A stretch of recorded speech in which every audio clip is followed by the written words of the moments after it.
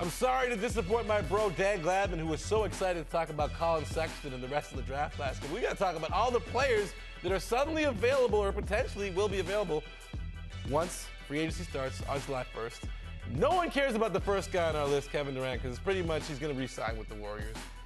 But the Los Angeles Lakers, Magic and Pelinka, what is it? Majinka. That's what we're calling them now. They're a combination. They have a chance to have the biggest offseason in the NBA's history. So I'll start with you, Donovan, because you're looking at me like you're kind of vexed.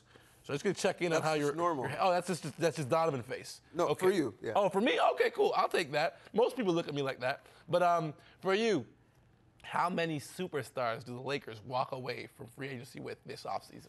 Ooh, you put super in front of the stars. They may get a second star, but to me on that list, there's really one superstar, and that's LeBron. You can take those 7 guys. The Chiron can take the 7 guys off the list because he's going to be the first domino to fall. Mm-hmm. And honestly, if he doesn't end up in LA, I think that changes their whole program. So if LeBron's there, I think it's 2, and if he's not there, I think it might be 0. What? You don't think anyone goes? Because Paul George is pretty much saying he's going to LA at this point. You think his move is contingent on LeBron? I think his is. I think Kawhi's is. I think the rest of the league is waiting to see where LeBron goes and who he wants with him. Dan Gladman, do you concur? I mean, I think LeBron is waiting to see who he can get to go with him there. I think that's going to be a big part of putting the puzzle together for LeBron. Now, I do believe that Magic Johnson and Rob Pelinka have had a plan in place since the minute they got hired for this job. And it was always to attract LeBron. And if you are LeBron, it's going to be very hard to resist wearing the Lakers uniform, working with Magic Johnson, living in LA amongst the stars of stars. To me, he's going there. I've said that all year.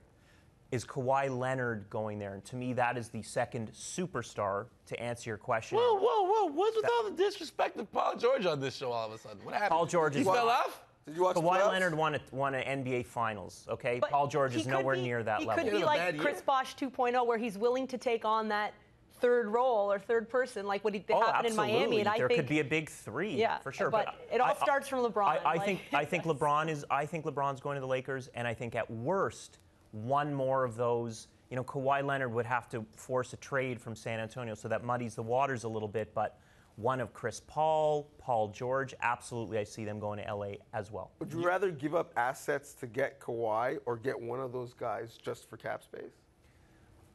If I'm the Lakers, I would give up assets for Kawhi. If I could have LeBron and Kawhi, I would start with that and see what other young players I can fit in. And it's the challenge like Houston, right? They really assembled themselves to try to beat Golden State. That's what it was built up for. So I could see those guys taking on that challenge, especially LeBron. I feel like he likes to take on challenges and prove everyone wrong and keep chasing the greatest of all time. So I could see that being the point of the conversation. Like, let's do this and let's beat Golden State. So you have LeBron in LA? Yes. Okay. So now, Dan, you mentioned it just a little while ago. The situation in San Antonio. To a lot of people, it looks cut and dry. Kawhi's going to end up in L.A. But to RC and Pop, it doesn't look so cut and dry to them. They are not giving up anything at this point. They believe there's a way to salvage the situation. First off, Donovan, is there a snowball's chance in hell that they salvage their relationship with Kawhi Leonard? No. It's a wrap. Once they had that mutiny with the meeting, once Tony Parker is bringing his name up, once Greg Popovich is bringing up his group, talking about him, it was a wrap. When he didn't get on a plane to watch them play in the playoffs, we knew it was over. But that doesn't mean that RC and Pop are going to get sunned and trade him to the Western Conference foe of the Lakers. No, you have to meet my price. And I don't see anyone coming back from LA that's going to interest the Spurs. So he might get traded, but it may not be to the destination of it. But is their hand not forced in the fact that he's made it public that he intends to sign in Los Angeles come 2019? And doesn't that limit what the Spurs can or cannot do? No, I mean, we people criticized the Cavs for giving away Kyrie when he was under contract, when he held their feet to the fire. And I don't think the Spurs front office is going to just come at Kawhi's beck and call. If Kawhi doesn't want to be there even for next year, you gotta make a move to get him out of there. You don't want a malcontent player on your roster and making things difficult and challenging for the rest of your players. The Spurs' best move, and this goes way against their system of business, what we've seen from them, and really a dynasty over the last 20 years.